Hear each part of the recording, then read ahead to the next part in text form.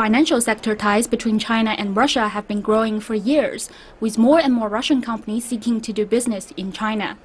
China's fast-growing GDP and rising wages have pushed up demand for all kinds of products and services. This opened up opportunities for Russian companies to fill the breach. Forex Club is one of those companies. It entered Chinese market in 2005 and provides foreign exchange trade services to both corporate and individual clients.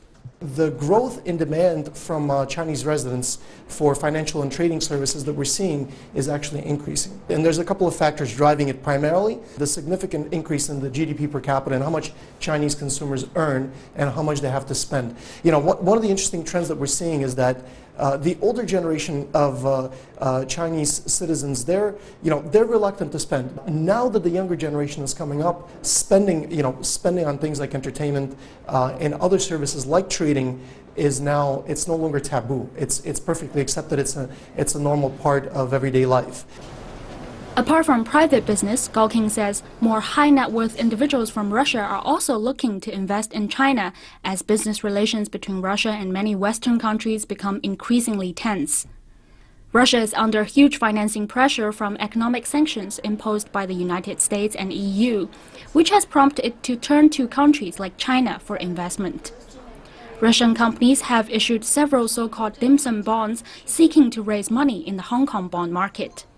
The country's latest plan is to issue RMB-denominated government bonds. Once issued, the bond will help bring Chinese money into Russia and encourage Russian companies to settle in yuan when they are doing business with Chinese peers.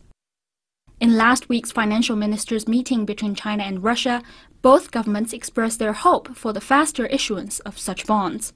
But it's not a simple process. 现在我们国家是希望它能够到中国来发行熊猫债。 Our government wants Russia to issue the RMB bond here in China, and the Russian government wants to issue the bond based in Russia. In fact, Russia was ready to issue the RMB bond at the end of 2016, but China's qualified investors' investment quota of $90 billion was already fully used by that time, so the bond insurance plan was suspended. 合格境内投资者的这个额度已经用完了，900亿已经用完了。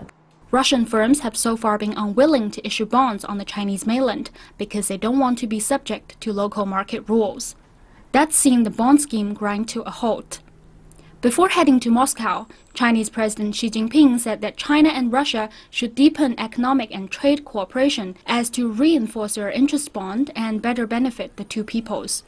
Both sides will continue talks to work through regulatory concerns and finally bring the bonds to the market. 李佳怡 ICS for CGTN, Shanghai.